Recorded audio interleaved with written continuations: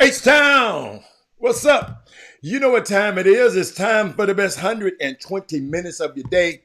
The Chop Shop, the nation's #1 urban sports talk show, and also your midday sports happy hour. Yours truly, Robert Hatter, alongside Jim Hicks and sometimes Chris Walker, coming to you live from Houston, Texas, where we're broadcasting all over the world via Facebook Live and YouTube Live. And today is Tuesday. Great day. Had a great time last night. Last night, I enjoyed being out at Texas Southern last night. That atmosphere. Somebody told me, and they did tell me. They said, Robert, the atmosphere for TSU for Southern gonna be just the same. And last night, our young ladies lost. The Lady Tigers lost 68-52. They just got some things they need to do. They don't have great ball handlers. They don't have a wizard. They don't have a leader with the basketball. Whenever she get, if you are a dog, let me tell you something. I ain't talking about no puppy. I'm talking about basketball term. If you are a dog, your daughter can shoot that ball and can handle that rock. Yeah, you need to get over to TSU. I mean, right now. But she got a lot of people that just can play, but she don't have no dog. She ain't got nobody to say, look here, y'all. Let's get a stop right here. Look here. She ain't got none. She ain't got none of that. Bless her little heart. She ain't got none of that. And you know, it was a turnover from the way Coach Skeet, the way she recruits compared to the way Cynthia Cooper recruits. So, but she a couple of dogs. She like Deion Sanders. She a couple of dogs away from being pretty close because they're in every game. They just people press them. Because why you press a team? Because you know they're gonna get a ball up. So, but I ladies, I love y'all. We got a couple of special players that Tanaya Lawson and that Jada Belton and Jordan Turner. Those three are our most steadiest players on the team. But I would have to say Jaden Belton. If you were gonna ask me, Jada Belton is a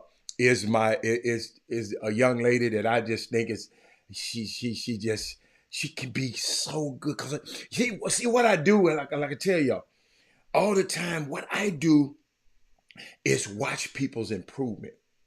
See, a lot of these people just out here, and let me tell y'all out here in this space, got a lot of people that's talking about basketball and covering basketball. They got favorites. And listen to me, it's okay for them to have their favorites. I'm just letting you know, some of this stuff they do, and you can see it when they talk, you can see it when they write, you can see it when they rank. Some of these people just got favorites, man. It ain't nothing, no matter how good your player is, no matter how good he is, they gonna say the nice stuff publicly, but behind them kids' back. But you know, he can't do this. He can't do this. He can't. So I've learned to embrace them. But shout out to TSU men's basketball. They avenged their loss in Southern. Um, Let me tell you something, man. That was one of the. It made me so proud of TSU basketball team. Um, y'all, they walking mass unit. Three people. Uh, Let me see. Keelan Farouk out. Kobe Granger, our rock, is out. Keelan Farouk, our other rock, is out. Jamar, our biggest, tallest player, Jamar Young, is out. You know, it's just, man. But the wizard from LSU. I got the wizard from. They call. Wait a minute. Hold up. They call. What's his name? John Wooden, the Wizard of Westwood. Johnny Jones is the wizard of Baton Rouge. He's the Wizard of Baton Rouge. It's unbelievable, man. And I love it, y'all. He hold on. He gonna get mad at it. Yeah, I love it. Hey, the game be going on, right? And all of a sudden, when he reached in that pocket and get this little thing, I don't know what's on this thing. When he reached, y'all watch the game. When he reached in that pocket and pull out that little old whatever that, I don't know what's on that sheet, man. I'm gonna get that sheet one time, y'all, and I'm gonna try. I'm gonna say, John, just let me have your sheet. Let me have your sheet. I just want to see I just want to see. He pulled that sheet out, it be all over. I'm just telling you, when he pulled that sheet out, you know it's some adjustments gonna be made. It is unbelievable, but our guys won, and y'all pay attention to that when you're watching the game, Brandy. And they thoroughly shorthanded. They did what they were supposed to do. See, TSU got a great team. It's just, you got the fight. See, during a SWAC season, man, y'all don't understand, man. Y'all get so busy watching the Big 12 and all of them. Yeah, I understand it. Because Houston Cougars. I'm gonna talk about them soon. They put a whooping on they avenged the loss from Iowa, and I think now they're in first place because they beat Iowa this time. But it's just so unique. The announcer job have been doing for the women that hasn't gone. Oh, okay, I got you. But you know what though? It's but that Jada Belton, y'all remember that name? I love that Jada. I hope nobody don't try to steal Jada Belton from us, man. Cause they stole. If Jada had my girl Michael Gray from last year who went to Seton Hall, man, balling, and Michael up there balling. Yeah, but you know they come and they just take your players, you know. But it's okay. Big fish take little fish. But shout out to let me see what happened. My man was back now. My main man was back last night. I tell y'all. I'm gonna tell y'all again. I'm gonna tell you once. And I'm gonna tell you again.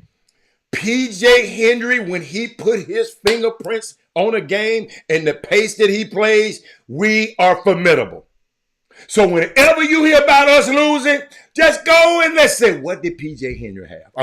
So as he goes, I hate to put that kind of pressure on it, but to whom much is given, he's the preseason player of the year. Yeah, preseason. Yes, I know. I'm gonna talk about that later. Yes, Robert Reed, one of my greatest, one of the guys that embraced me when I got to this city. Robert Reed has passed away. I'm telling you, if I had to say my best pro that ever lived in Houston is Robert Reed. He never saw a stranger. He treated everybody with respect and dignity. Robert Reed, thank you. I just got so caught up in TSU because I just got a passion for them kids, for them people. But he was, when I first got to town, he embraced me. That's how I got in the runs. Robert Reed said, man, hey, this is my dude from Memphis. Yeah, he coming. He playing.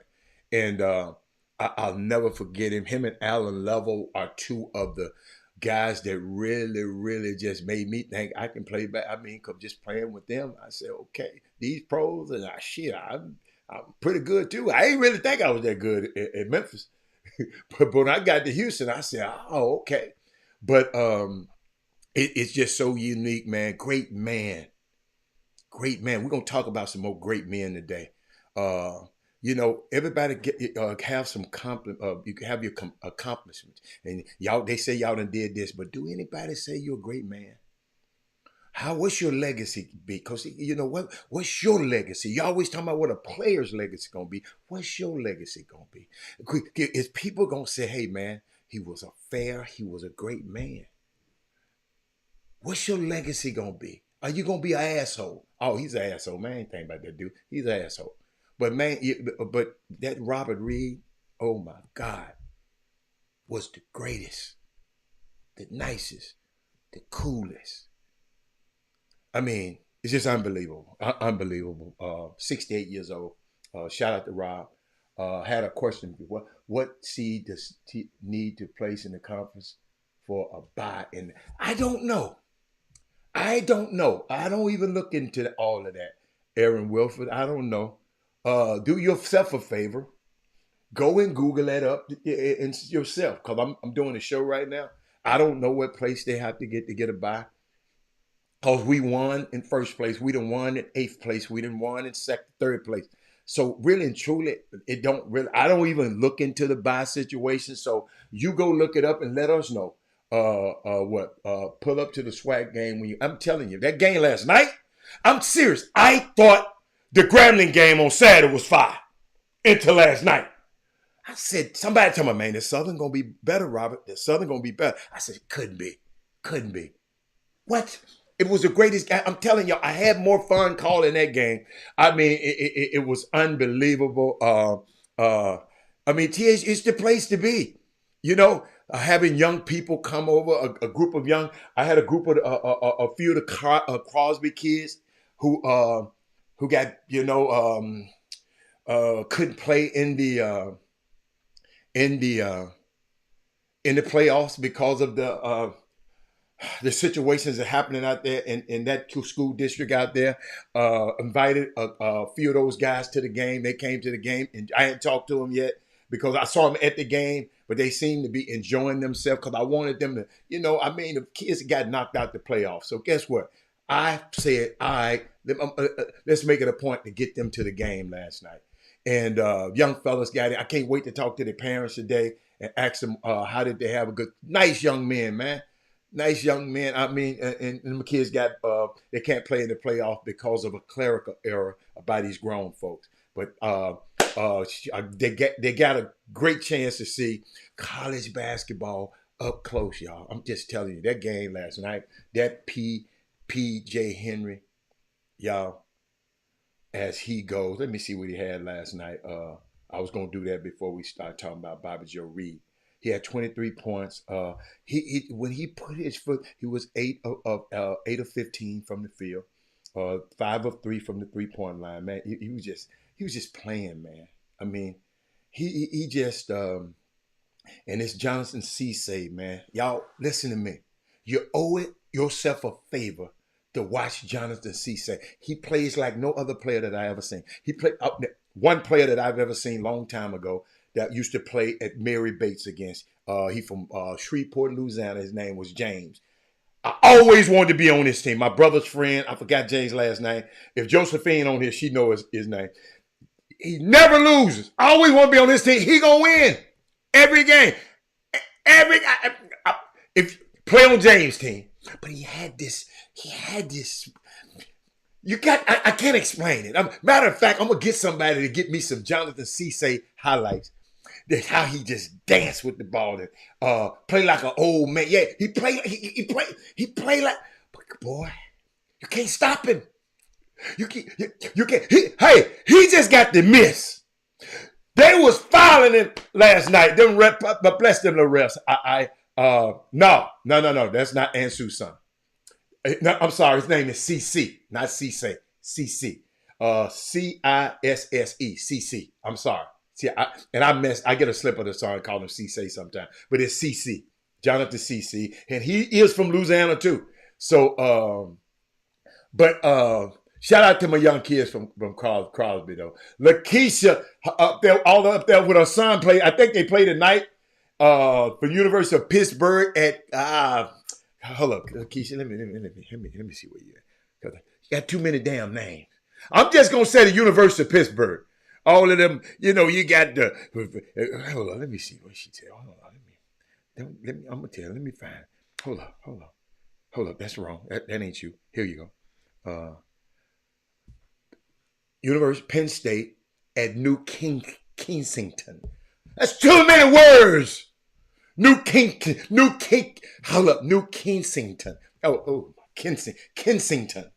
Kensington. Oh, that's too much. Damn, that's too much work. But I'll do it for you. Good doubleheader. Port Arthur Memorial versus LaPorte, and where ain't nobody coming. I can't come waiting no LaPorte to watch no damn basketball. He said the gym would be rocking. Y'all have fun up there. Y'all, Bevan Dudes, are you how can we see the game up there? Because I didn't see it broadcast. How you see that game, Melvin Dudes? Because I want to see the Westbrook and Pasadena Memorial game. How do you see it, Melvin Dudes? Help me out. They tell me how many metal detectors y'all gonna have up there. Oh my goodness. Is it that bad up there? Them teams, who playing? Oh, Port Arthur. Wait a minute. How the hell they playing it? Hold up. How's Port Arthur Memorial playing at their own gym? What gym they playing at? That's interesting. I know y'all want to talk about that mess. I'm gonna wait on Jimmy to come on. He's gonna talk about the high school basketball, y'all. Can I just talk about other stuff? I mean, life is more than Jimmy gonna talk about that in a minute. I want to talk about something else. I want to talk about TSU. I want to talk about U of H and how they beat Iowa State. What did I have in my notes? How they beat Iowa State last night, avenged their loss. I want to talk about that. Y'all, and I know, bless y'all the heart. Some of y'all whole life is about high school basketball. Some of y'all whole life is about high school basketball. But I thought about U of H last night, and my biggest takeaway from U of H game last night. Despite an elite shooting spree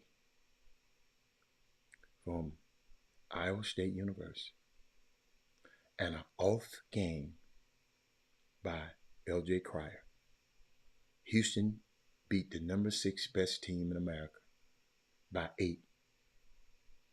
This U of H team is dangerous, y'all. See, y'all sitting up here cheering for these high school basketball teams. I know your sons and cousins playing, but you're trying to get them to go to these schools. So so I'm just trying to get you prepared and get you to understand how hard it is to play at one of these schools. So you got to be prepared so you won't be all mad about my son. So people can say, well, my son is suffering from mental illness because U of H didn't give him no offer. Then you tell me that means your ass suffering from mental illness because you didn't prepare your son. U of H can't have 13 players on the team. Everybody's not going to get a U of H offer. Everybody's not going to get a University of Texas offer. Can't do it 13. So why in the hell your kid gonna suffer and get mad about that and get suffer? Y'all get the time of kids suffer. No, the kids get suffer because y'all giving unrealistic expectations about stuff. Kevin Sampson, he was talking about senior point guard Jamal Shead. And this kind of stuff was close. This kind of got to me. That's a coach that loves his player, Mindy. Mindy, let me play this and then I'll come. Y'all need to share the show because I got something for you. But thought about this. I know I taped it. Where is that? Hold up. I know I got it. Hold on a minute. Oh, here it is right here. Watch this. I hear a lot of people talking about who the best point guard is. I never hear him mention Jamal Shead. I would highly encourage him to watch him play at least once. so you get a feel for how good he is. I wouldn't trade Jamal Shead for any point guard in America. I think we have the best point guard. He's a winner. He's been in this program for 4 years. He's what we stand for because he has a tremendous mother and father. He's going to graduate in May, 3.84 grade point average, awesome. Second semester. He's just one of those kids you want your kid to grow up and be like. So he's a winner. I mean, do what he did tonight. I hear a lot of. Let me tell you something, ladies and gentlemen. All you high school groupies and high school groupie of your own kids out here. That's what you want a coach, somebody else to say about your son. This kid averaged 3 points his first year here. Most of y'all, somebody averaged 3 points. Man, we got to get out of here. We got to go somewhere else. I ain't go up there to play. I ain't go up there to play. I ain't going up there to play to sit in no bench. 2 years ago, if anybody see Dirk Minifield, ask him what me and him sat in a game and talk about. I said, man, we sit and watch Jamal Shead. It's 2 years ago. I'm sitting up there and said, let me tell you something. If I was an NBA GM, I would make a place on my team for him. This 2 years ago now. He done played himself into on somebody's team. Now, I'm talking about we sitting up there talking. I know, and guess what? He agreed. Dirk Minifield said, wow. He ain't just got that toughness. Y'all can get that toughness out the way. That dude can flat out play the game of damn basketball. Listen to me. I went to the game the other day when they played Texas. One of the damn players did some ignorant stuff. Jamal looked over at the coach, Sampson, and said, man, get this ass out of here. I'm finna repeat that. Because I was right there. Right there in front, behind the coach. Somebody made some bonehead ass play. Jamal was coming up the floor on the defensive end. Jamal was coming up the floor, letting coach know. Like, dude. I said, wow. This dude calls all the plays. They say he be coaching in practice. Just in case y'all didn't know, and y'all around here thinking, little jump. Listen to me. This kid played at Maynard High School. Guess the first time I ever heard of him. He played against Bryce Griggs and tore a new asshole in Hightower and sent him home. I said, who is this dude? And then he go to U of H. You know how these talking heads around Houston, everybody think they know everything about basketball. The talking heads. It's a group of them around here. They think they know. They all get on the group chats and they talk to each other. They think they know everything about basketball. I mean, where he gonna play at? When he come to Houston, where he gonna play at? Where he gonna play at? Where he gonna play at? Yeah. It's first year. Okay. Yeah. But mamas and daddies, a college career is not made in 1 year. Y'all quickly, I love the transfer portal as much as y'all. But sometimes y'all need to sit y'all ass somewhere and learn. Instead of running and taking your problems to somebody else. Because wherever you go, your problem gonna follow you. If you was an asshole at Boogaloo State, you're gonna be an asshole at Incarnate Word.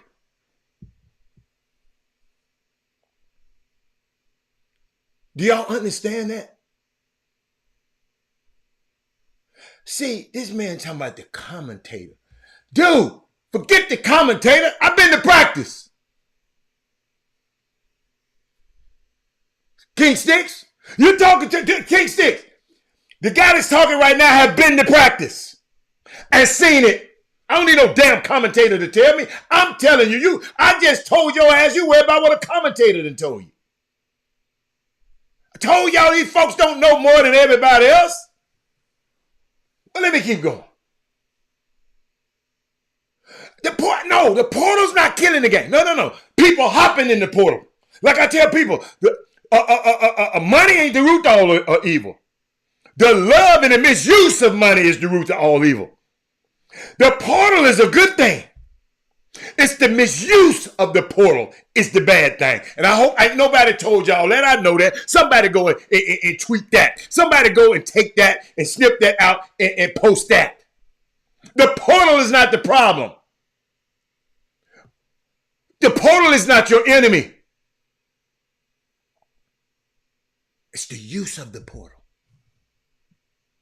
It's the use of the portal.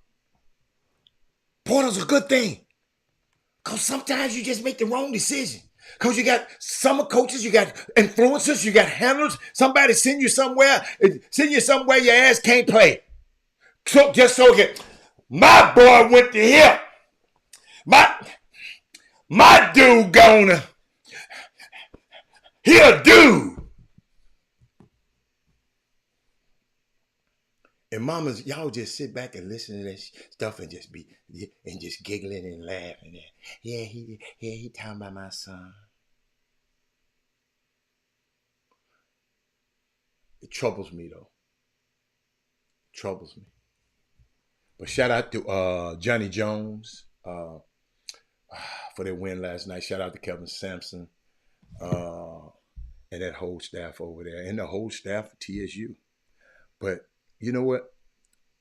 But I hope everyone focus on that video I just showed y'all on what truly matters. Samson, listen to me. Samson talked about the man Jamal Shead is. The student he is. The role model he is. The role model his parents are. And how he genuinely loves him.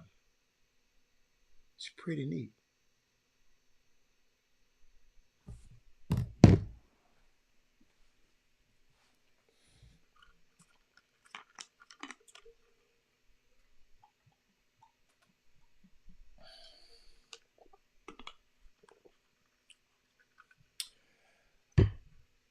See, if all of our guys was like this, I wouldn't even have to talk about it, and I probably ain't gonna talk about, because y'all know I don't like to talk about foolishness, about the handshake line for Texas Commerce.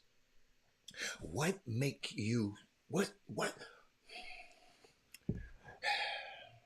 Let me go here. It ain't but 13 spots on a college basketball team. Incarnate Word take up 13 spots. Texas Commerce take up 13 spots. It's 26 spots. But you gonna wait till the end of a game.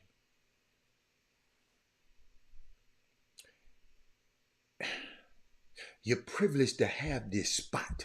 Because it's 26 people that can replace your ass immediately. You are not so great that you're supposed to have these spots. It's a privilege to have these spots, not a right to have these spots. Players, I know your summer coach and the people who work you out and all them people think they are privileged to have you. It's a privilege for you to have your black ass on one of these teams. Because it's a lot of people don't get a chance to go play Division I college basketball. You want to fight? Go be a boxer. It's boxers get. Floyd Mayweather made a great living. I'm not finna sit here and glorify you damn fools.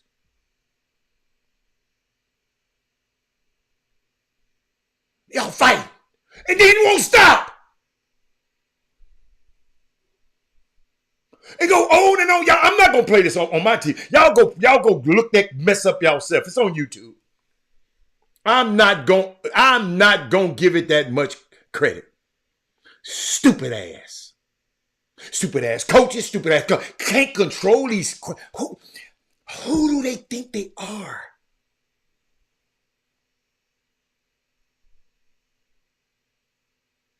Put some gloves on their ass that wouldn't last a minute.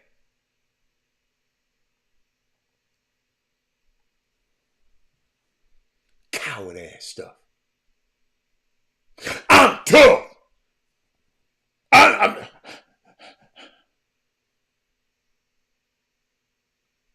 unbelievable. Parents should be ashamed. I ain't just blaming them coaches. I'm blaming them mammas and daddies of them damn kids too. Y'all probably know some of them. I like the one little boy. The little boy with the basketball, he didn't get caught up in that shit. The one had the basketball and he just backed out.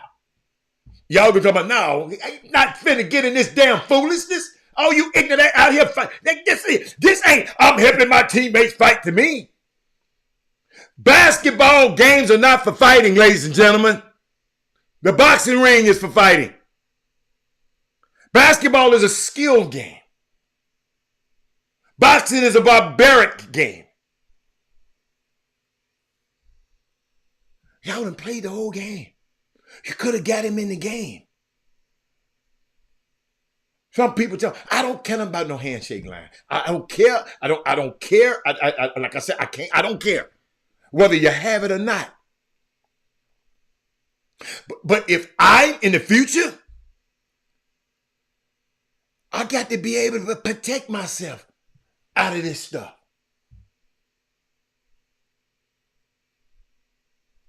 Yo, I'm serious, man.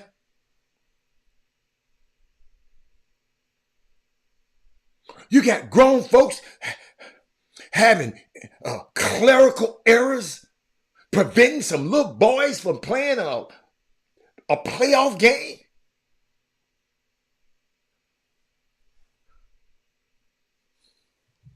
Just because you want to get some Moke boys in that didn't make it in?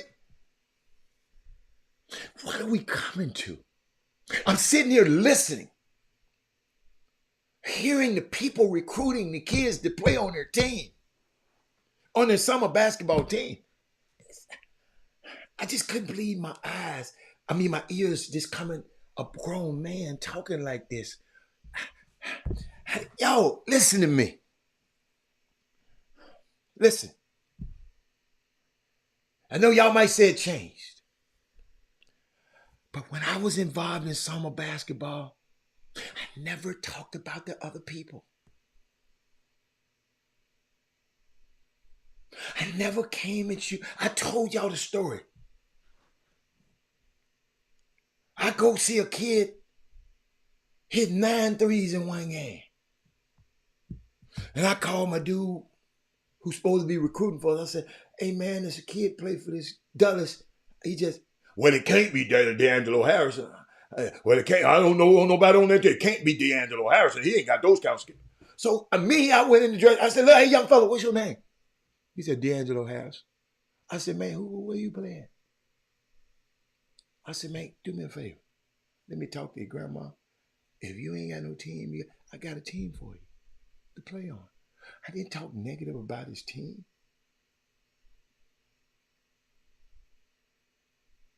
I didn't talk negative. Look at the scholarships he didn't got the people. Look at, never. Rasheed Suleiman. Didn't nobody want him. I said, man, come on. You went to school with my son. Come on.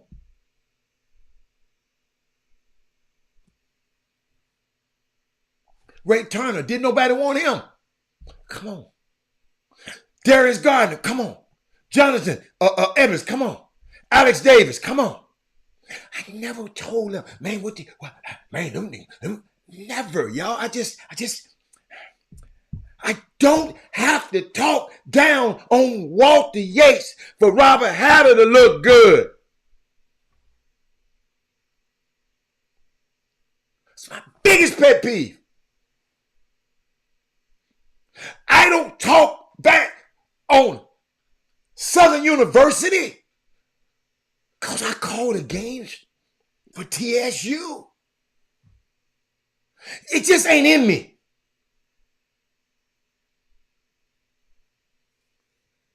And I just wondered why it's in y'all. Just because you're not involved in a situation, or kids' life, they parents don't go out drinking with you, and daddies don't go out and so they ain't cool. You don't talk about the kid, and you got something next. It's unbelievable, man, out here. And y'all know who I'm talking about. It's just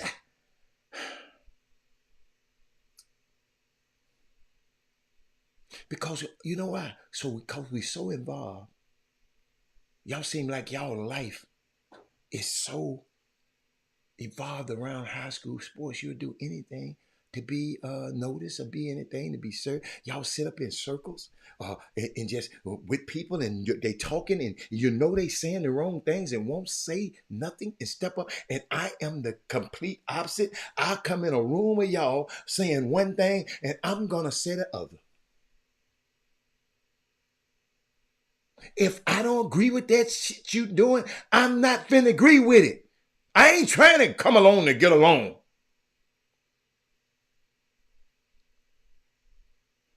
And that's what I see a lot. Shout out to the winners last night in high school basketball. I know Toscasita won last night. Shout out to them. Shout out to my young fella. I like this. I like this, Gerald Barron. I like this right here, baby.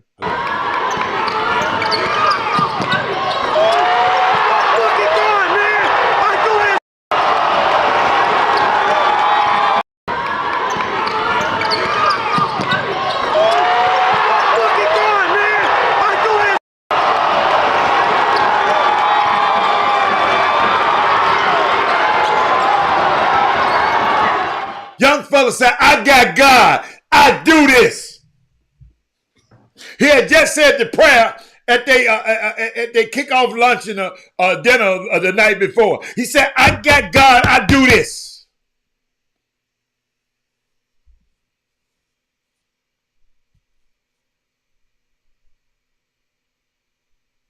Great young man. Respectful young man.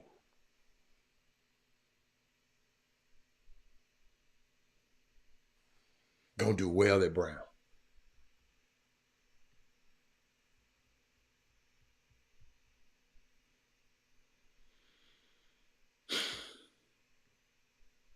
What we gonna do? What we gonna do?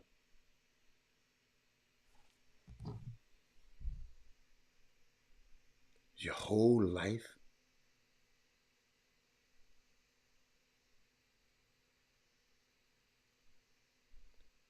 You know, it was talking about Jamal Shead, one of the most important players in college basketball right now. One of the most important players in college basketball right now. And I know y'all don't want to talk about him right now and give him no credit because y'all said he wasn't going to be this. He wasn't going to be. I understand that. But it's all right to say, man, I was wrong on that one. I like to say that. Jamal Shead, one of the most important players in college, averaged 3 points as a freshman year. And he is everything what college development is about. He's a winner. But all of y'all think, because they put it on the board, the most important thing, mamas and daddies, is MPGs. The most important thing is many program. Man, sometimes you got to go in there and grind, players. Sometimes. If you're making all them mistakes I was saying to you yesterday, not getting back on defense and not doing this and trying back, and you ain't gonna play in college, sir. That's a skill that I know for a fact. I bet you. Have y'all ever been to a workout and somebody said, "Hey, Rick Brown at a workout said, look, we about to learn how to get back on defense in transition."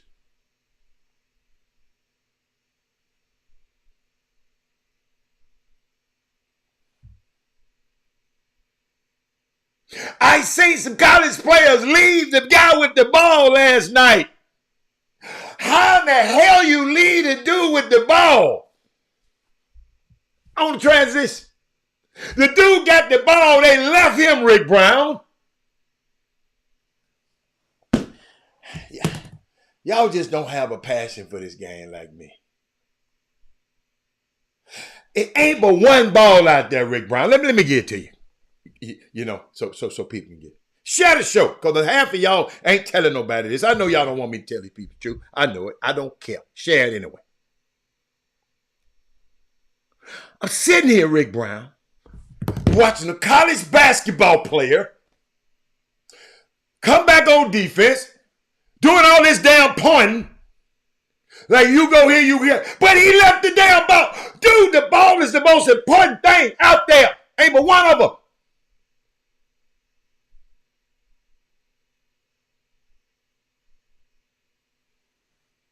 Rick Brown, I know you remember those shows. Oh, I'm consistent. Rick Brown said, I remember those shows where people said U of H would bring in others over him. I'm telling you.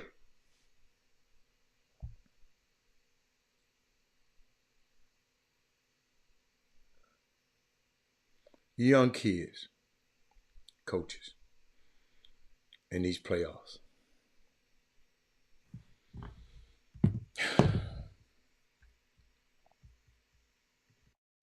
Got to share some stuff with you. I looked at these rankings. I hear people rank. Who is this guy? So people ranking Plano East #1.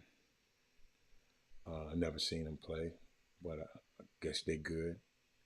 Round Rock, what's his 5A? Round Rock, Stony Point. Okay. Fort Bend Clemens.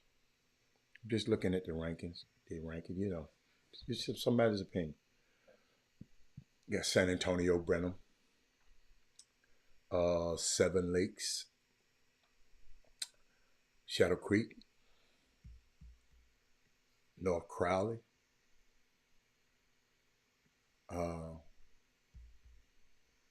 But what I'm gonna be looking for, y'all can. I'm looking for. It's just me now. Y'all look for the state. Y'all, you know, we different. Cause I'm still thinking about what Adam Silver said the other day. Yeah, I'm still thinking about it. Because have anybody ever in a workout taught your son to get back on defense?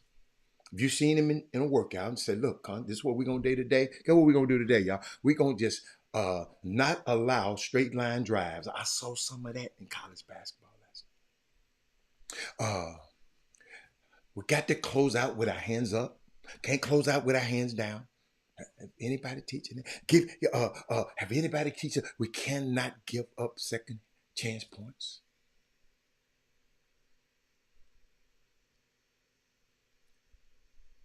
Yo, everybody get mad. Talking about we blame. Hey, notice me. I never blame nothing on AAU basketball. I'm not a blamer. I just said, what if we just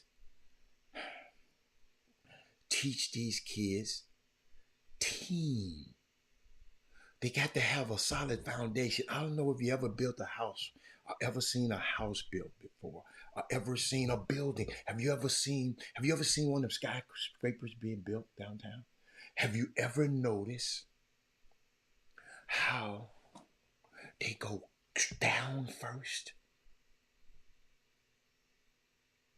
before they go up. They go down till they reach bedrock because your foundation have to be, if you're going to build a big skyscraper, if you're going to build a great player, he's got to have a greater foundation. And what we build the players a stronger team foundation, hold them accountable to it. That ain't saying the AU. That ain't saying the AU was and the foundation is simple to teach, but we don't do a good job of it. And the thing is, when you see the players not doing a little thing, you don't want to correct them. Y'all scared to correct them. You don't hold them come out, but maybe just can you correct them in a nice way? Like, young fella, look here, man. I see you getting better if you do this. So way to get them. Yo, they're young. You just can't cuss them out every damn time.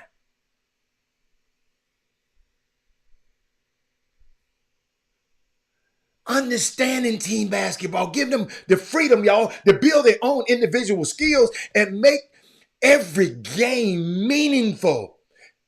See, that's what it's summer basketball. Y'all know y'all games ain't meaningful. Especially for them little bit ass babies. They don't need to be flying around this damn country with that mess.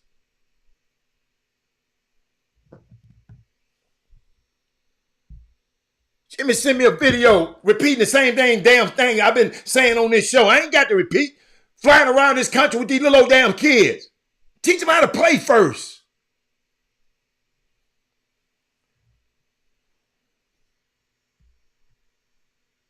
But if you don't sprint back, Ken Dean, you can't keep a player in front of you, Ken Dean. You don't help early in rotation. In college basketball, you're going to sit your ass on that bench. You're not communicating on defense. You're over dribbling, beating the air out the damn ball. They hold the basketball too long and take tough shots. Yo, one of the worst things in the freaking world, taking a bad shot. Because guess why? Everybody off balance. Ain't nobody ready to get in a position to be here. You don't supposed to be. You take a bad shot, you're going to get fast break on.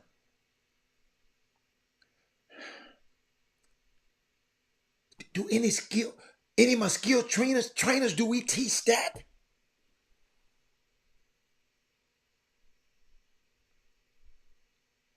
It's the same things, y'all. And y'all worry about, hey, I'm going to teach him how to do the snake dribble off the pick and roll. I got to teach him to step back like James Harden. Listen to me, y'all. All that don't matter, y'all, if you don't have a strong... How am I going to teach you how to snake dribble and your ass can't dribble? See, if you got the right foundation, you know how to dribble, you know how to cross it, you know how to go back and forth with, you got to know how to do all of that. Then you can build up on top of the game.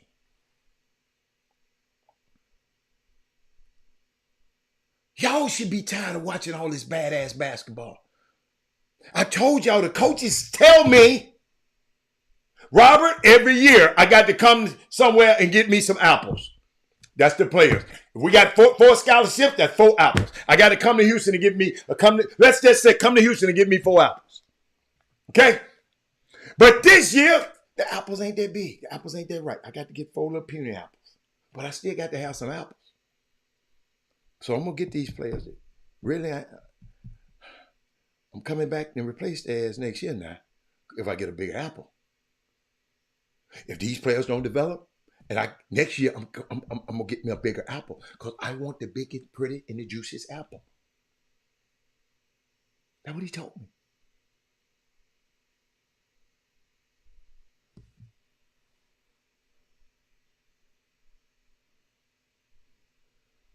man, I'm still thinking about it. I just can't. Adam Silver, I understand you. A lot of people don't understand you. They think you're trying to take away something from them. Just like the ignorant ass people think you're trying to take away their guns because you're trying to keep people from being killed.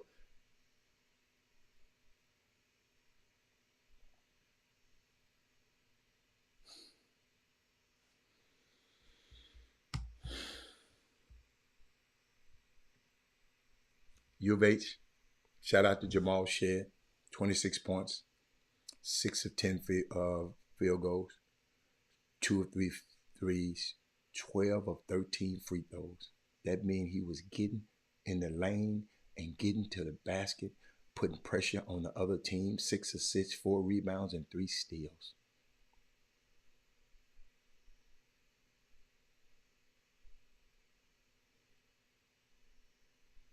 They say he's a 22-year-old kid, with the mind of a 68-year-old Kevin Sampson out there on the field.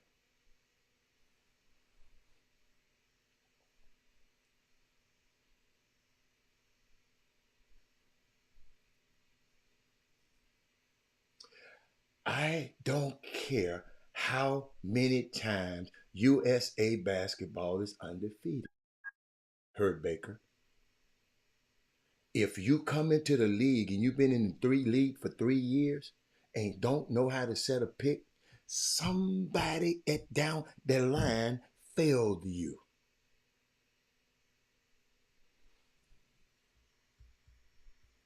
Somebody down the line failed you. Your ass done got to professional basketball and can't set a pick. And it ain't just Robert Hatter saying it.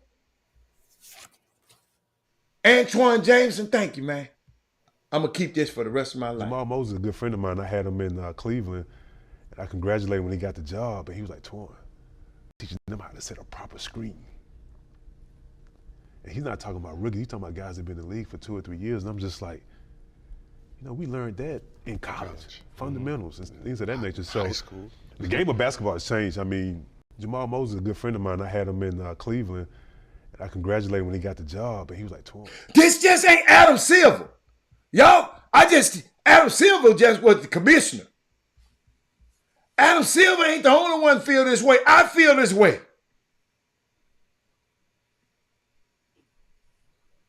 Kids can't, man, them kids. We failing these kids, man. We failing these kids, man. But what's up, Jimmy? What you got, man?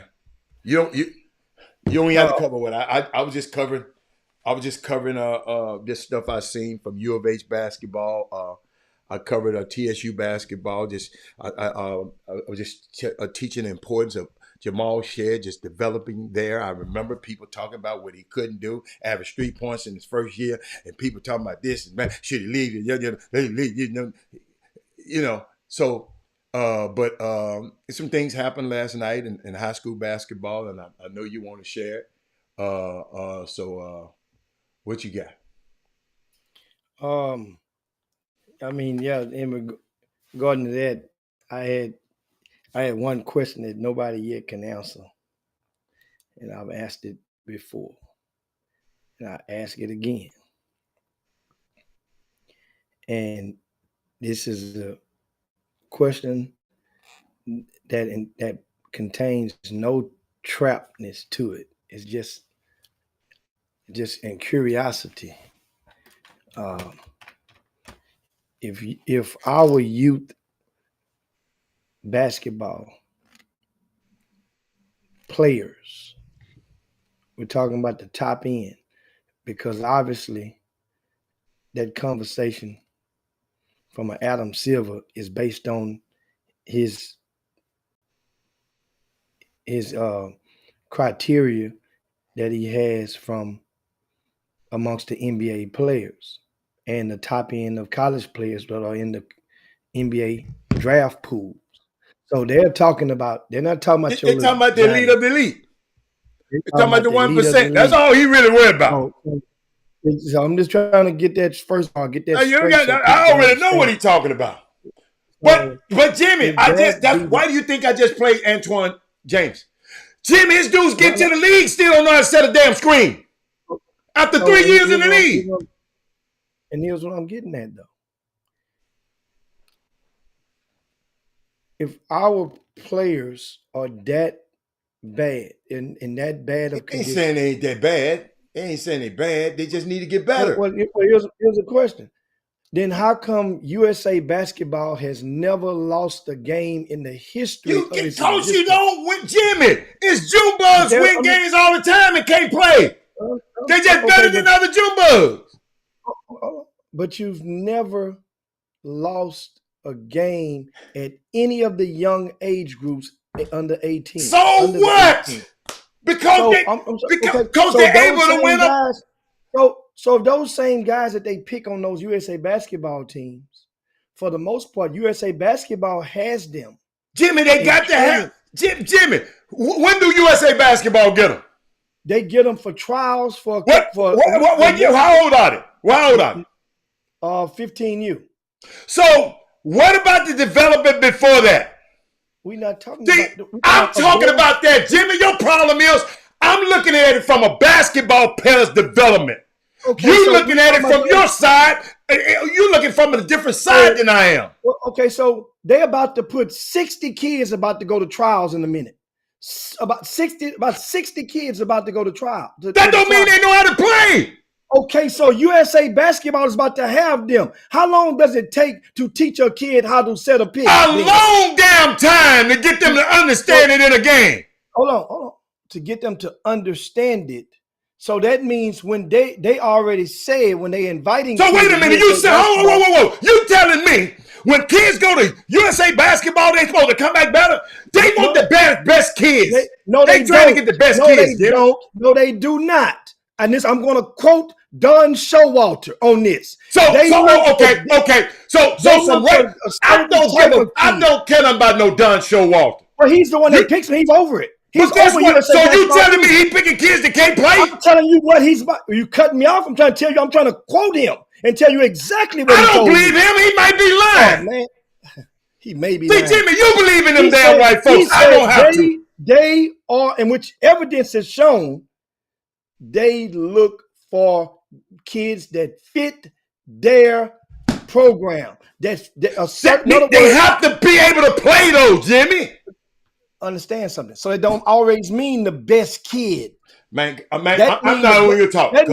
That means in other words, you can't talk about this with everybody. Kids, okay, so that means certain kids, they're not going to, they would deem like an at risk that they wouldn't be able to break like a mule. They wouldn't be able to subscribe to their concept or how they want to represent the country.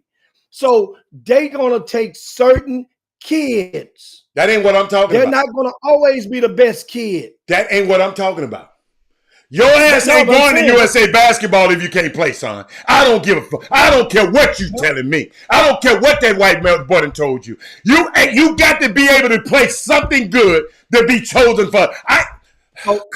So once again, kids that they deem that would be easier to receive their teachings during those small periods, and they have the training camps and the trials.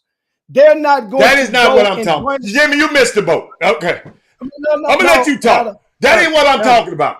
Exactly. Let me talk about two different things.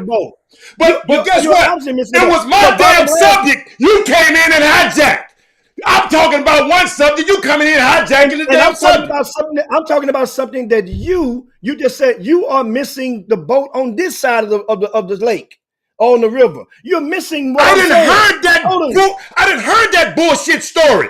I'm getting the fit. I'm getting the right fit. I didn't get the right fit. I didn't heard that. Once again, answer the question. Why in the hell ain't none of them dudes that you saying that's going to take your jobs? Why haven't any of those who have multiple hours of training at the same age of 15 years old or 16 years old, when we get our top ones and put up under the same roof, we are kicking their ass. Now, when the USA basketball, when those guys become grown men and we have got our top dudes They all don't play.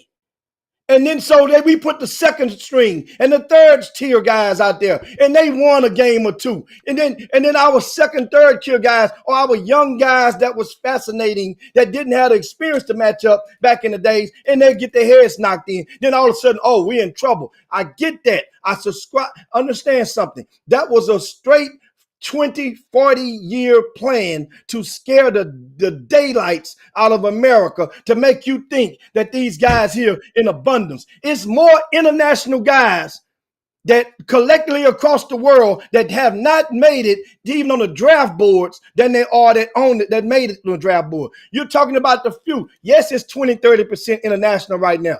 And guess what? And that's a peak and valley of it. The maintenance, and they want is going to continue to grow because more people are going to get opportunities. They want more people from France to come in here. That's why the NBA has moved. They want somebody finally to come from South, some more people from South America. They need another Louis Scola or something from down that way. That's the world. It's a global plan. Meanwhile, once again, if these guys here have been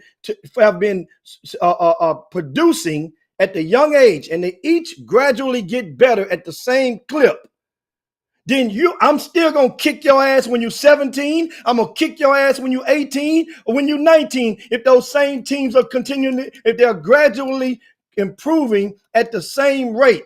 But the thing is, their young teams in most of them countries, when they get older, it's some of the same guys.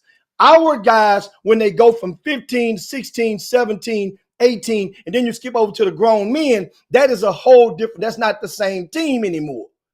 Once again, that's not our same team that won that gold medal when they were 17 years old or 16 or U16.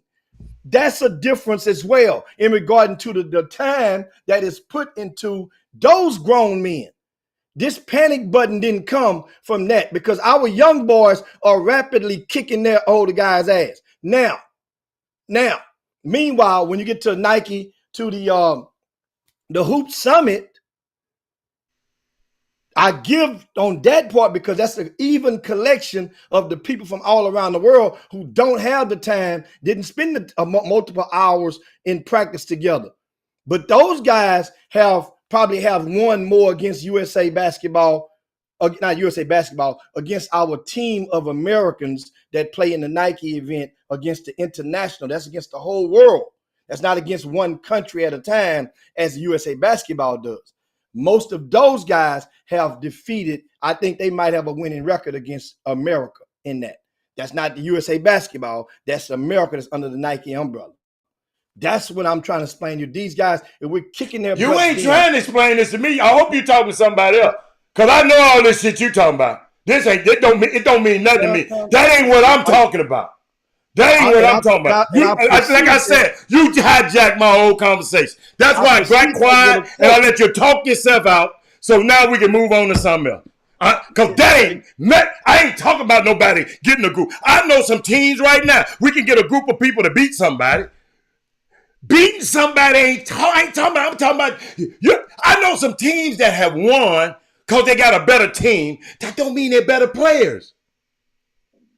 And that's what y'all don't understand. But guess what? That's what Jamie, I don't even want to discuss it no more. I'm gonna get off the screen. I don't even want to talk about that no more. That's what I thought you were doing a while ago. Yeah, I won't talk about this no more. That's what I thought you were doing. You came on and hijacked the thing. But I'm saying, okay, come on, swipe. I thought you was doing a while ago.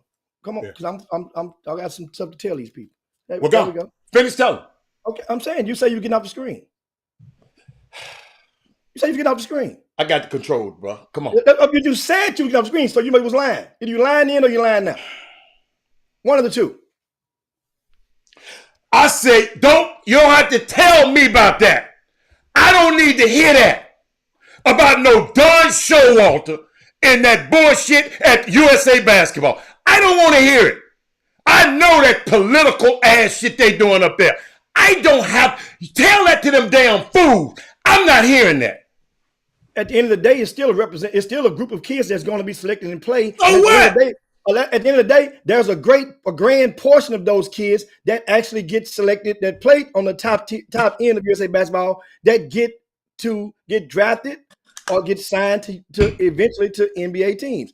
Probably, I don't know the percentages, I don't have the numbers in front of me, but there is a number that's above that is greater than the percentages of those who don't. Hold on, I'm gonna It's put you. greater. Oh, cause I don't want to talk about. I'll wait till you get on here and talk about something I know. This You subject. said This it subject right. here. I got you right now. This subject here. There you go. There you go. Now do your thing. There you go. Do your thing. Now, guys, we're gonna get you guys now to share the show if you haven't done so already. Share that show to your timelines, to your groups, to your pages, share it. Give us a thumbs up if you're on the YouTube feed. Also, we are acknowledging a lot of you guys out there. And I see Melvin Dews, and I see you, Robert Young. I see you, Paul Miranda. I see DeAndre Almighty, Ricky Hewell, Jeremy Davis. I see you up in there. I see Mark Edwards. I see Rick Godfrey, the legend. I see Troy Bienemy out there. And you guys make sure you give us a share. I'm gonna share myself right there with you guys. And let's see. I'm sharing it right now. Now, there we go. In regards to that, you the conversation with these young people. Once again, I'm targeting because the young people is basically where the arrow is pointed at indirectly, subliminally. And here's the thing. Once again, the first question was we kicked their ass. I see, Mark Elwood, you say that the European foreign players possess the fundamental skills that become critical for NBA rational players and the non-superstars, the non-all-stars. Okay, understand something. In the same breath, the NBA, they years back, they made a stance back when David Stern, this was a vision to incorporate and to try to give favor if they are just marginal talented guys. They may be compatible. We're going to take the guy. It's kind of like if you're in college, if you're recruiting if you got a 5'11" guard that's from across the country and you got a 5'11" guard in your own state, and which one you probably, and they both are compatible, I'm probably gonna take that 5'11" guard in my state. Why? Because life's gonna be easier with him. The homesickness would probably be easier to deal with. But now, what I'm saying is, when you guys understand, and this conversation about the young players, if you are picking them, and then when you get them that portion, that's only a small fraction of the guys and Americans in the draft pool. But here's what happens though. Between the 15U, the 16U, and the 17U, the 18U is half college guys on that team in USA basketball. Those 3 years, there's a grand combination of guys that come and go through those trials. They go and I've been at a couple of those trials before. I just went to one last year. Well, I think year before last was my last one going to one. Year before last. If they deem that a kid can't pick it up, or it's one of those at-risk kids, or it's one of those kids that ain't probably gonna get, they want a certain type of kid. And for example,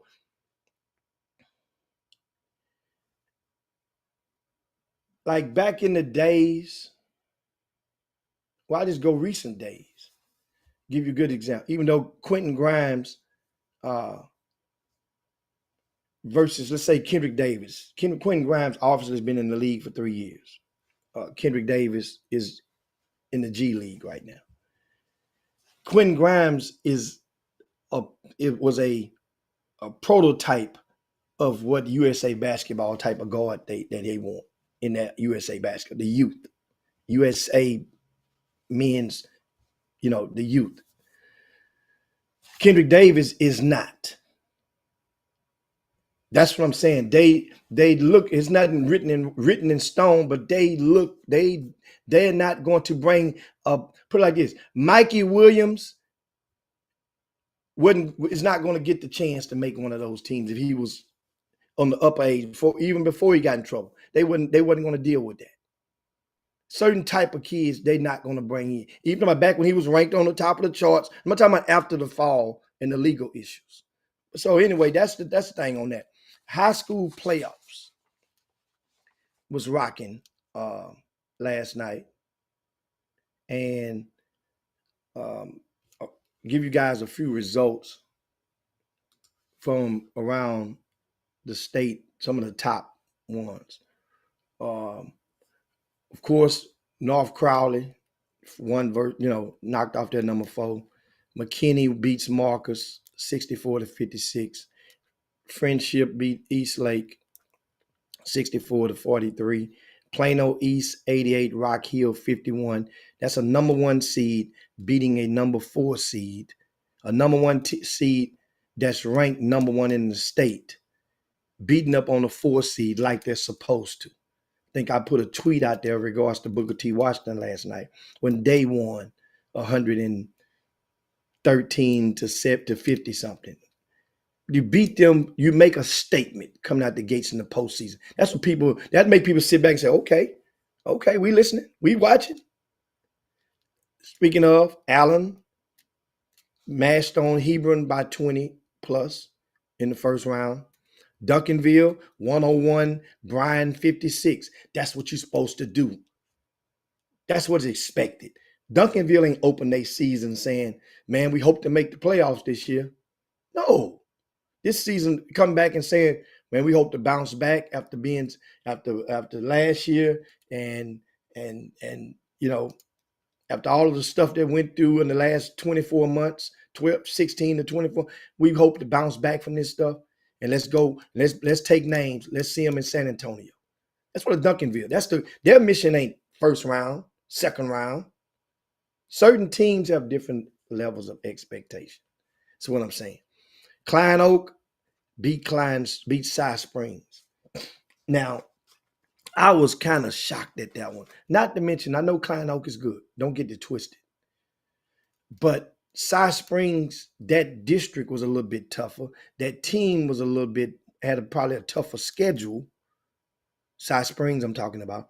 And you have a mid-level Division I signee on the court, which is Corey Hadnot. Not Corey Hadnot. What's the kid the young fella? Is it Corey Hadnot? Let's get Stoney Hadnot, the little brother. No, I knew something didn't sound right. And so I'm thinking of Stoney Hadnot. This is the type of games when a player who could move the needle. This is your time of the year by winning. Something happened with this Cy Springs team along the way, because they were. I watched them at the Super 16 extravaganza. I watched them. I think they. I want to say they knocked out. Was it Summer Creek maybe or something like that? They knocked out somebody, or it might have been Beaumont Westbrook. But they had. I saw this team go into the season with some good wins, and then they started staggering as the season progressed. So that was it. So meanwhile, I shot to Klein Oak. The coach from Klein Oak used to play at Klein Forest, Josh Irvin. Good young fella, man, student of the game. This is well-deserved and well-earned for you and your program over there in Klein. Definitely bring some attention to what you're doing and the change that you have inserted in that program over there. Also last night, Lake Ridge, they beat Harker Heights. Shadow Creek got Clear Creek, which, we talked about that yesterday, but at the same time, Mike Collins, 29 points in the win. 29 points, that means he had over 50% of the total output, offensive output of Shadow Creek. That means he hit the ground rolling in postseason. Michael Collins has really moved the needle this season in regard on his high school. Remember, I told you yesterday, some guys can gain ground or gain during the high school season. Some guys gain ground during the scholastic season. But however, you can gain more by doing things in a consistent level at one space or the other. This young man right here has gained, there's probably no player in the area who has gained more ground this high school season than Michael Collins over at Shadow Creek High School. He has and it's just it's I can hardly wait. It's almost like he's in the stall chomping at the bit, and you're about to let him loose in the grassroots season shortly. It's going to be flat out because once he get before he even get to May, I mean May is the live period. Before he get to May, he will have a chance and would have had the opportunity to play in front of a number of guys. Remember that class of 2025, the state of Texas has like, I want to say 8 to 10 of those guys are ranked in the top 100 in the country.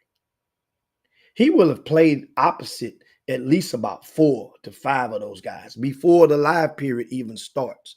So that means the movement will begin for a young fella like him. It happens every year to somebody in the state. We're not new to this. But then it depends on if he just keep doing it the way that you're doing it.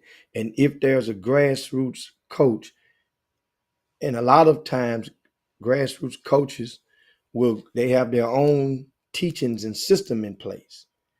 That means now it could stagnate the prospect, because if he's having success in a certain system and is maximizing his talents, or for the better sake of the word, then why would you not consider sitting down and talking with that coach and asking him, give me the set that you're running in order to get him those looks or whatever. Give me what you're doing. How are you doing it? Now we're communicating with the coach, whether it be the high school coach talking to the grassroots coach or vice versa. This is what I do not see a lot of. Everybody is on a race to try to prove why they should or should not be in sync with the other one for the betterment of that young kid. And this is not a Michael Collins thing. This is in general. I'm talking to the world on this here. And that's a great question. Why, if any player, if he's excelling right now, and remember, you go, say grassroots guys again, you going and scouting these guys at their high school programs. And some of you may say, man, I like what he's doing. Okay. And you're really evaluating these young fellas. Then why would you not go and find out, hey, what set coach? I'm so and so. He's probably gonna be. We might have him playing with us. We're recruiting him to our grassroots program, or we have him locked in. Is there any play or any set that he thrives in? Now you're communicating. Guess what? If you're a grassroots coach, what the hell do you have to lose? If that high school coach is on your side, and you probably feel he's not on your side because he probably feel you walk right in his gym, you don't say how you doing, coach. You're mad because one game the kid didn't get enough touches or didn't get enough looks, so now you're pouting. And so guess what?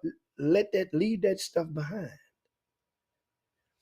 Relationships is what thrives and what rolls the boats gently down the stream in this business, in every business of life. So that means once this kid is gone, that coach could be an athletic director in 2, 3, 4 years. If he don't like you now, he ain't gonna like you then. You're gonna probably need some gyms, some gym space. Patch and work on creating and cultivating relationships. That's important. Other games around the area last night, Atascocita did what they're supposed to do at Deer Park. number one. I mean, that wasn't the number one. Yeah, that was a number one versus number four. 67-48, right at 20. I predicted they would win by 19 on rcsports.com. I had a Tacita by 19. Tacita won 67-40. Got that one right on the money last night. Also, Austin Westlake beat Manor like they supposed to, 60-38. That's a number one versus number four seed. Right? Stony Point, 78-62. That's 16 points. Could have beat them worse. Cruz don't pass them. I like that Stony Point team. Also in the 5A ranks, Lufkin survived a scare against Tyler, 60-58. That game needed overtime. Talking about games around the state of Texas. In 4A, we had a couple of games in 4A last night. Booker T. Washington, I mentioned them early. Yates pulled off.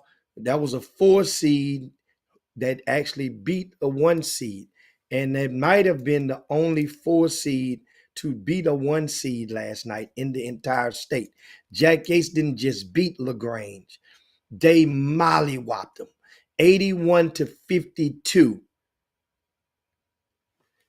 I told you guys, that district was the toughest 4A district in the state. Remember, I said to you guys, I said a team from that district it could be 2 teams from that particular district could be in the 4A regional tournament in a couple of weeks. That district is tough. So that means if Yates was in LaGrange district, they would probably have won that district. And and Yates needed a play-in game in order to make the playoffs on Friday night. They beat Fur by 1 point. Tell you something, over there, Yates, the little Andrews kid, he's a 2 sports star. If he is not in foul trouble, Yates has a chance. As long as he's not in foul trouble and he get a couple of touches. And they have the little guard number 2. If he can just fine-tune his composure, he's a little bit on the antsy side. A little bit just cool down just a little bit. And that Yates team will be all right. Our Colony, a number 1 seed, 86-42 over Wharton. You see how these number 1 seeds, they're doing what they're supposed to do. That's all we're talking about. Speaking of Stafford, struggled early, but ended pulling away from El Campo, 62-41. Those are some of the games from some of the results from around the state. Now, there are games that's taking place tonight around Greater Houston, and we list a lot around the state. The bulk of the high school playoff games takes place tonight. We gave you guys about 10 of the top ones to see, along with our projections. They're on rcsports.com. Now the C King game, that's last but not least, last night. I told you guys, I tried my best to warn South Houston. I tried my best to motivate South Houston because all of my talkings on the television show alongside Todd Freed this past Saturday night was basically geared toward the reasons why I think C King could win this game. I hardly gave any why I thought South Houston could win that game. C King beat South Houston 58-50. Let me tell you something. I described C King yesterday as the best 4 seed in the entire state of Texas. Once again, the best 4 seed in the entire state of Texas. Remember, this team, again, they beat Booker T. Washington. Yeah, they beat Booker T. Washington. They beat Beaumont United. Right? They beat St. Mark's. They beat Dickinson. Just That's just among others. This team is validated, and they have a coach that has won what 3-4 state championships. He ain't no stranger to this time of the year. Some coaches like deer in headlights. Coach Mobley at C. King, this is what he been waiting for. He just found himself on the outside looking in over the past couple of weeks of the playoffs. They found a way to get those guys to buy in, and look at them now. Look at them now. C. King now awaits the winner of Dawson and Clear Lake, which C. King can beat either one of those teams. Atascocita waits the winner of A-Leaf Taylor and Clear Springs, which Atascocita would be the favorite. So that means you could get Atascocita and C.E. King round in the third round. This would be their third time playing this year if they one win away. If that happens, C.E. King, don't get it twisted now. Atascocita has beat them both times by double digits. They beat them both times by double digits. However,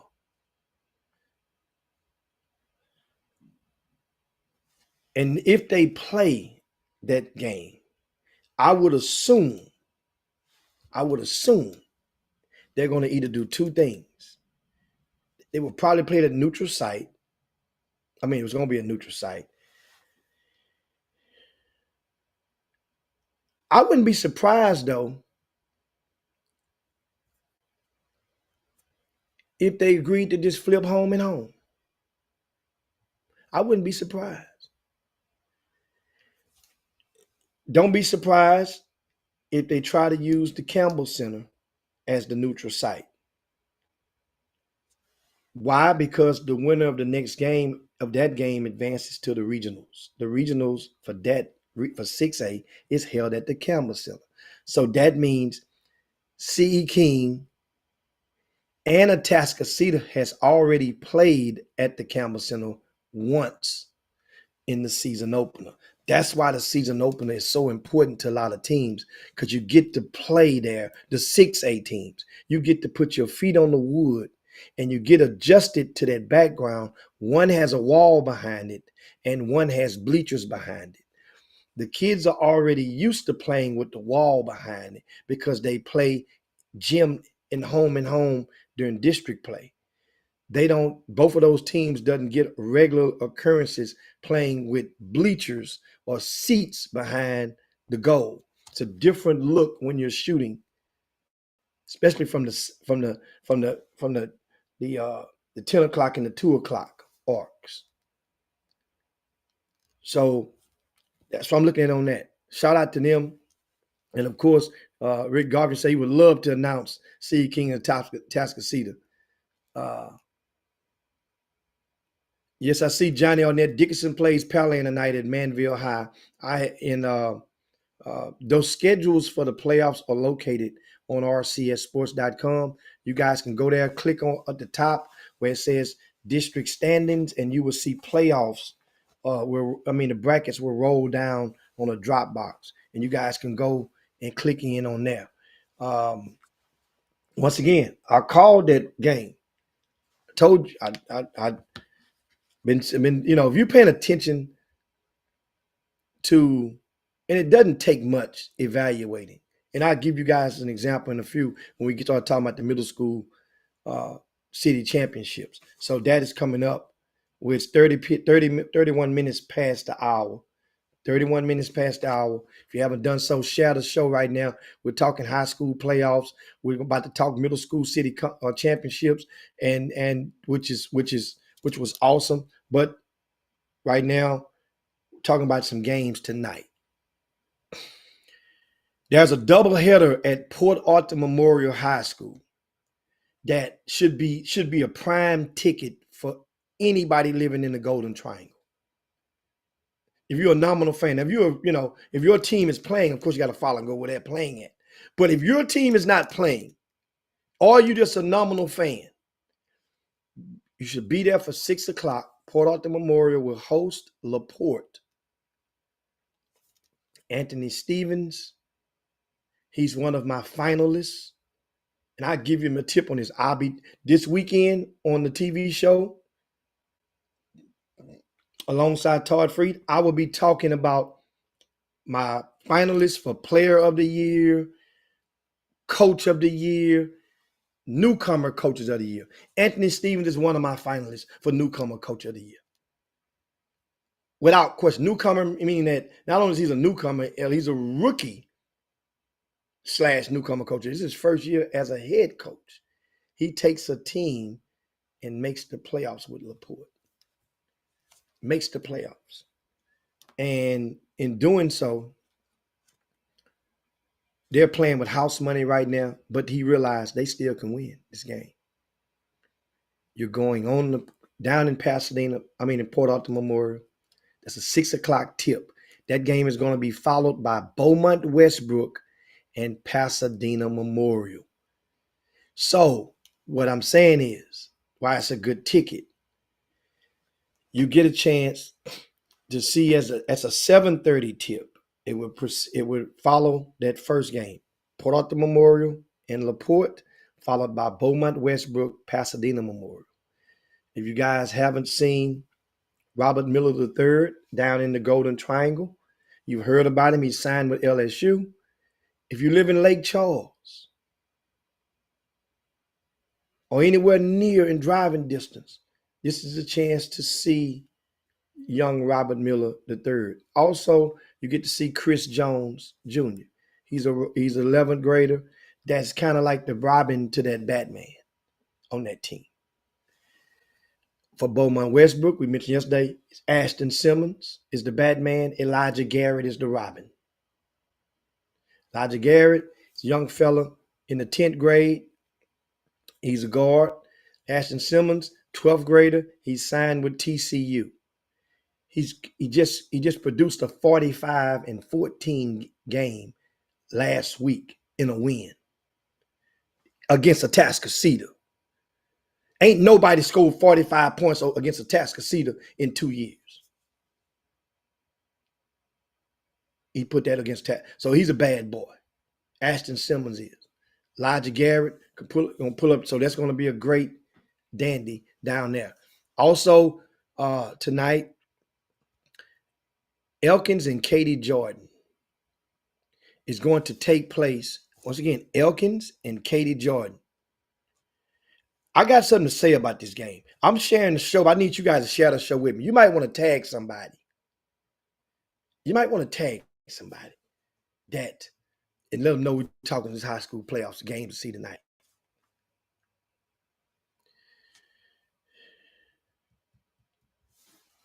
I'm waiting on you. All right. Now, Katy Jordan, I got a message for you guys. But first, talk about Elkins. They lost in the first round last year. So you know Coach Thomas ain't trying to let that happen again. These young fellas right here, they're like gnats. They're all over you. They're young, they're senior, they're experienced. A lot of them are seniors. And this Elkins team, they're normally, rarely do you see a team, they don't have a lot of size, but they're still physical. They like to, they don't, if the refs gonna let them play just a little bit, it's gonna favor Elkins. Once again, if the refs gonna let them get away with some bumps here and there, it favors Elkins. They take a lot of gambles. If your ball handlers have to be above average, or you don't have a chance against these little guys. They're little, but they don't play little. Not meaning they're not above the rim, but I'm saying they play a couple of inches taller. Like that's not a factor. They'll take charges. They'll get up under you. It's hard to get around them. They communicate. They share the ball. And it's a bunch of interchangeable parts within that offense. And you have a coach who's been there, done that before. That's Elkins. As for Katy Jordan, understand something. This team, they're peaking at the right time. Katie Jordan is. Here's what I mean. Katie Jordan won. I don't think they lost a game since January the 21st. Right? That's a month since they last lost a game. They beat Katie the other day in a tiebreaker game to determine second and third place. Or was it third and fourth place? I'm sorry.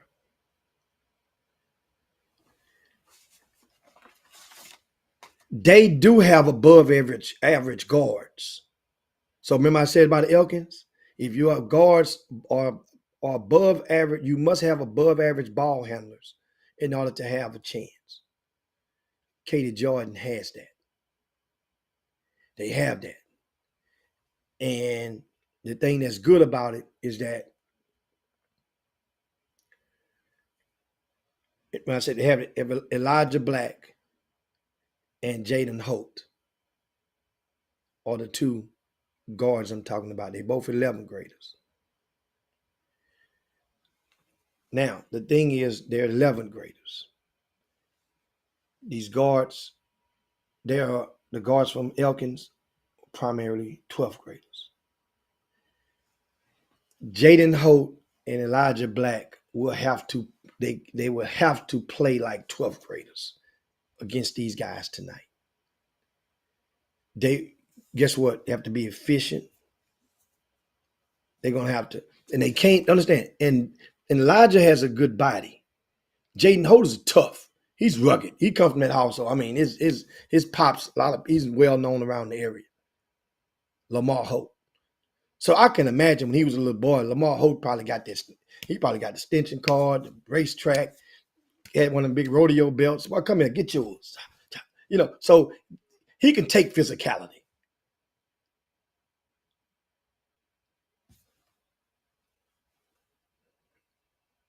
Katie Jordan will have to be able to absorb that and make Elkins pay for their mistakes, for their over gambles. They're going to gamble a lot on them passing lanes. They're going to gamble a lot on defense. You got to make them pay. You got to control that glass. And of course, you're going to have to make open shots because, quite frankly, they don't believe you can shoot that good. So I'm thinking you're going to be quite often, they're going to give you some open shots. You're going to make 40% of them, 50% of them. Talking to Katie Jordan, that is. There's one player that's the X factor tonight for Katie Jordan. And that's this young fella that Doug Jones, Jeffrey Day, Archie Young, they were raving about this young fella back at the Super 16 extravaganza back in October. I think he might have wore number 25 back then. They were raving about it. They said, man, this dude here is going to be the X factor. I said, really? So I went to go and check him out when they played in the season opener. Katie Jordan did. His name is Ryan Fadika. He's about 6'3". He's a junior. He must be the X factor. He could be the difference maker for Katie Jordan winning. If they win this game, he has a good game tonight. Good game meaning that, here's what I'm saying. In the last 5 games, this young man has been averaging about 14.6 rebounds, which is great for him. Some guys, more is expected, but for him, that's great. Ryan Fadika, that's his name, Fadika, Fadika. He's 8 for 16 from the 3-point land over the last 5 games, guys. 8 for 16 from the 3-point land. So that means that might be a time Elijah Black might get it on the perimeter. Jaden Holt might get it on the perimeter. who looks good when the shot going up. But if Ryan Fadika is more wide open, you might want to make it an extra pass early and often on to get him on. This dude 50% from behind the field over the last 5 games. Don't wait on him at too late in that game. So I just want to get that out there. Looking at some of the comments, shout out to Donna Hall, I see you. And yeah, they say Johnny on this say with the dark background and good lighting, that rim is huge for a shooter. Learned that from speaking with Ricky Pierce at the coaches forum some time ago. Yeah. So also another game tonight. Almost forgot about this. We mentioned Katie Jordan playing Elkins. Well, Katie has to play Clements. That game is at 7:30. You can make 6 o'clock over at Hobson Fieldhouse, leave that game, dash over to Wheeler, which is about a 12-minute drive, get over to Wheeler and catch the Clements and Katie game at 7:30. Let me tell you something. We talk about Divine Ugochukwu. We talk about young Elijah One. We talked about Josh Clark yesterday. But on that Clements team, there's a young man that we hardly ever say, and it's right now, this is that game, whereas this is the beginning of people starting to pay attention to him. All eggs don't hatch on the same day. He's a senior right now. And he's grown about maybe 3-4 inches over the last years or so. His name is Bryce Matthews. He's the X factor on that Clements team because he takes so much pressure off Divine. Divine can run the team. Divine is the leader of the team. But this young fella, Bryce, facilitates in most cases on that floor. He does all of the little things well. I watched this team play 2 or 3 times this season. And I just been keeping that in my pocket because some guys you bring, you don't, guess what? You hungry, you don't bring all the meat out the freezer and thaw out. Some things you bring out when it's time, it's ripe. 30 consecutive wins he's had. A fingerprint on Bryce Matthews, the point guard at Clements High School. This is where you can earn those looks. You can earn the attention of a college recruiter. All you got to do is keep winning. It's just that simple. You got to keep winning. It's just not like you're trying to say, you're not 5'6" anymore. You're not 5'7" anymore. You're not 5, So now they see what you're doing. There's a guy that's fundamentally equipped, as this young fella here is, to go and get it done. So, meanwhile, that Katie team, to some, they might just be happy to be there. They weren't even supposed to be here. Do you realize that not a single one of the Katie starters were on varsity last year? I'll say it again. Not a single Katie starter was on varsity last year. Plus, they have a new coach, right? Mike Elizondo. He was assistant coach, got promoted from within after Coach Russell left. Elizondo, he's one of my finalists for newcomer of the year. I'll be talking about him on television Saturday night at 10 o'clock on Channel 39. Right? On the CW39 network. This Saturday night. This team here hadn't won 20 games. I'm sorry, they won 11 games in district, hadn't won that many district games in over 20 years. So they could be happy to be there. But Clements, you're a number 1 seed. You better, read those scores off earlier for a reason. You better do what you're supposed to do with a number 4 seed before you end up in a situation finding yourself have to fight for your lives tonight. Also, well, I think it's about what time we got. We got 12 minutes till. So 12 minutes till we can talk some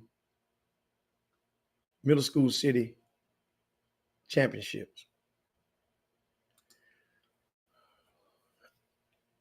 Of the energy in that building. This event, I told you guys, the reason I love this event so much because the energy is so pure in there.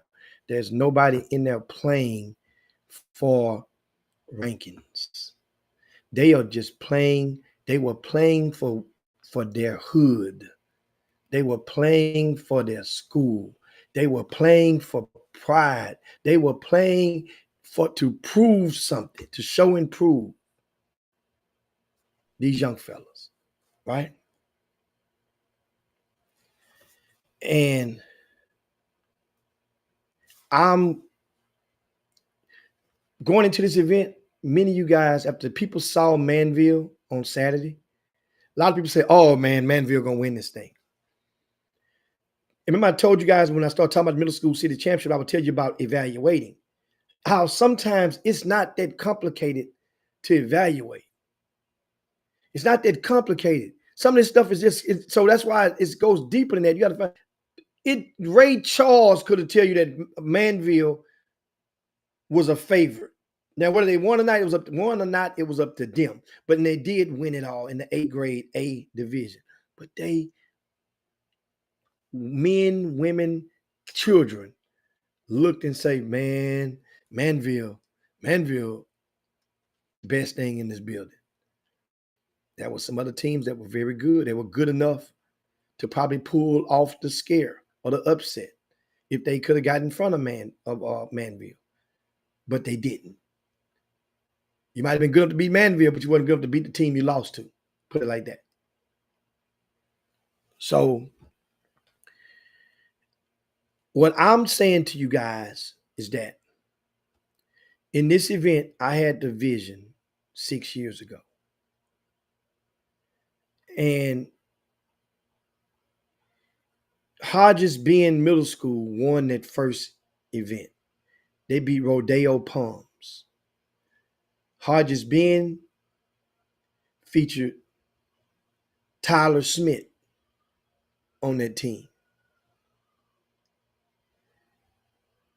And Paul Wall ended up using one of his, he has about 3 or 4 names, African names. They have 3 or 4 names. He ended up using one of his other names as he went on, but he moved over to Indiana. And I think he's at Providence right now. So that was 2 future Power 5 stars, which Tyler Smith went to Overtime Elite. Now he's on the G League Ignite, and he's on draft boards and legitimately has a chance to get drafted. Should get drafted in June. What round, I don't know. Should get drafted. Hodges Bend won that. Those kids was on to Bush High School. If they stayed at Bush would have been a favorite to go to state. Hands down. Before they got to 12th grade. By the time they got to 12th, they would have been favorite to go to state. The following year in 2020, Silsbee won. That team from Silsbee, they're 12th graders right now. It's 2024. Jared Harris, Draylon Miller, and all those boys, that team gave us a sign of what can happen if they stayed together 4 years from then. That was the litmus test. We saw it. They won. They've been continuing to win. They went to state in the 9th grade when they upset Yates. Silsby, that is. The following year, in 2021, guess who won this thing in the 8th grade? The team that feeds in the Hitchcock High School. That's called Crosby Middle School. It's not Crosby, Texas, but Crosby and Hitchcock. That team just won state last year as a primarily 11th graders at Hitchcock High School. You see, we got to see them. They didn't just win it. That was the first team to win this event back-to-back years. Manville just duplicated it. So now, what I'm saying is,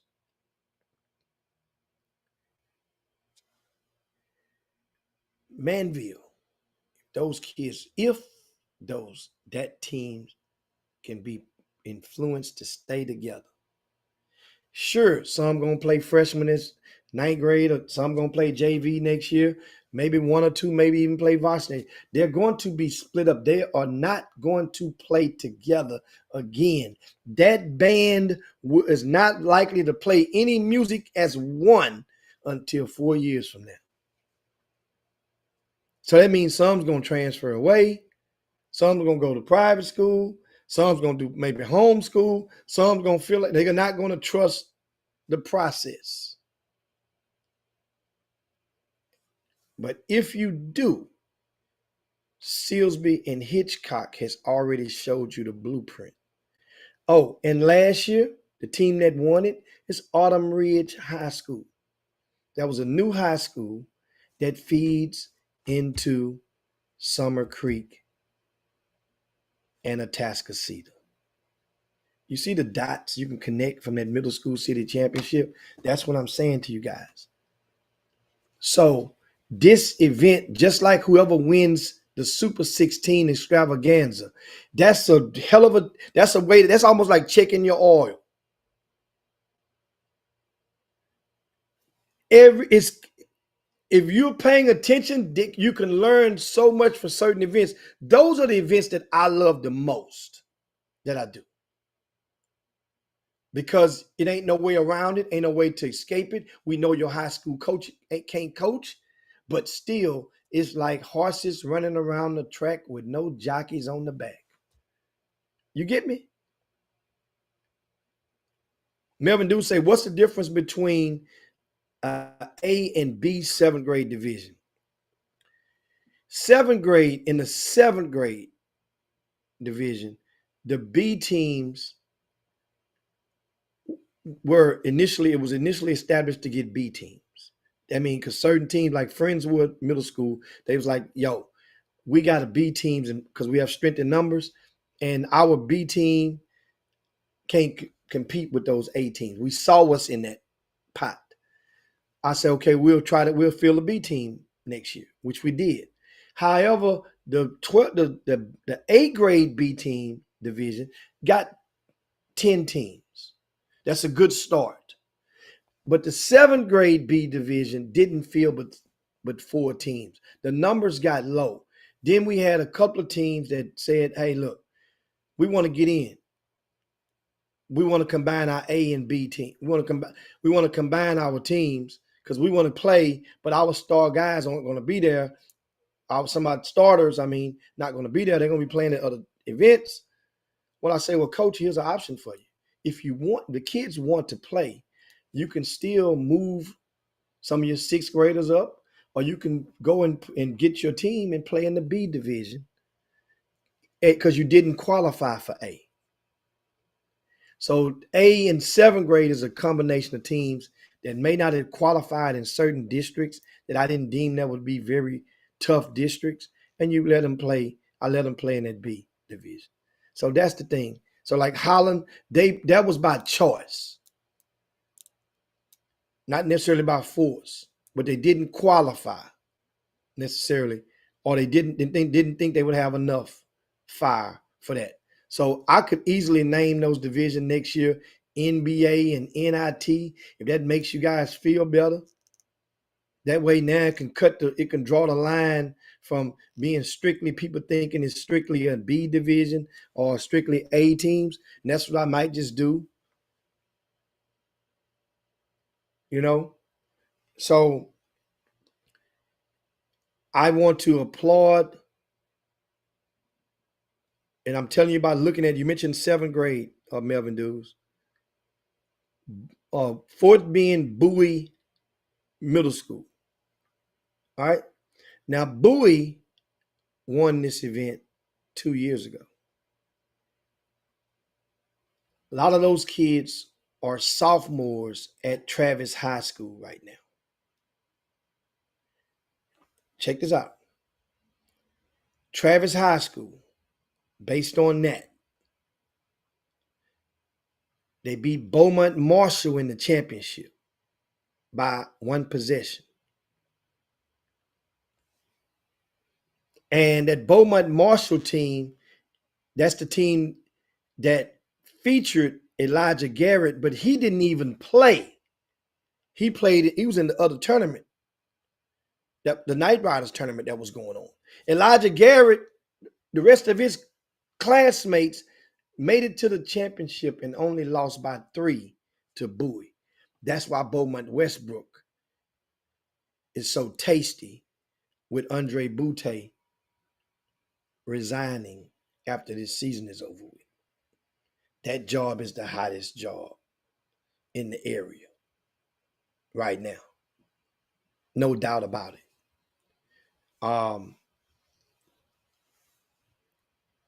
And I wrote about that job, I think, in the VIP news. You guys can go check it and read it out and get the skinny on 4 people that is going to get an interview for that job. That's going to interview 4 people. It's going to be more, but those are 4. All in the VIP news on RCS Sports thing. I wrote about it, I think, last week. Now, I mentioned Bowie. It feeds into Travis. Their 7th grade A team won the championship, and the B team won the round robin championship. So here's what that means. They feed into Travis. Their class of 2026 won this event, that middle school championship 2 years ago. The class of 2028 is coming along to shoot. Their A and B won it. That means when they get to the 9th grade, some of those B kids are going to surpass some of those A kids, and it's going to be a glut. It's going to be a lot of kids going to transfer probably away because they be thinking in my mind, man, I've been starting. We've been kicking butt. You got to ride the bench as a 9th grader, or you got to play the B, and you've been playing the A in the 8th grade. Trust me, it's going to be a lot of them. But cream is going to rise to the top. My point is, Travis High School is in a very good position to be in. Very good position. Now, we'll talk more on this thing. It's time to land this plane with you guys. And I hope I answered your question. Yes, I know that high school basketball, man, you got to realize I've been doing this for almost 24 years consecutively. If you've been studying something for almost 24 years consecutively, you should be able to fluidly talk about it. Just that I'm on the back end, so that means sometimes my computer, so to speak, it may, like sometimes on the Chop Shop, you may see the screen may freeze up. Well, that's how my brain might do sometimes. So it ain't flowing as the same at the same bandwidth as it used to. That's getting old for some people. But I normally, when I'm chime in and grab my thoughts, and I can get my thought and pull it out of my memory bank, and if it's working right on that particular day, then guess what? I can go and I can recite that stuff, man. Like sometimes I need a little help. That's why on the TV show I have my note. I didn't used to. I would never carried and use a notepad. I never use a teleprompter. I think I probably used a teleprompter in 23 years of being on television with Todd Free. I might have used a teleprompter, like seriously, I might have used a teleprompter maybe 3 times total in 23 years plus years. So, that's how it works on that. But anyway, guys, I want to get you guys to share the show on your way out of the door. You got to get ready to land this plane. Got games to go and see. Jim Hicks, Rob Hatter, you are now tuned in to the Chop Shop. I'm Retro. Let's get it. We in the Chop Shop. We live in the Chop Shop. We talking sports talk. We live in the Chop Shop. We in the Chop Shop. I'm talking sports talk. So turn your dials up. It's live in the Chop Shop. We in the Chop Shop. We live.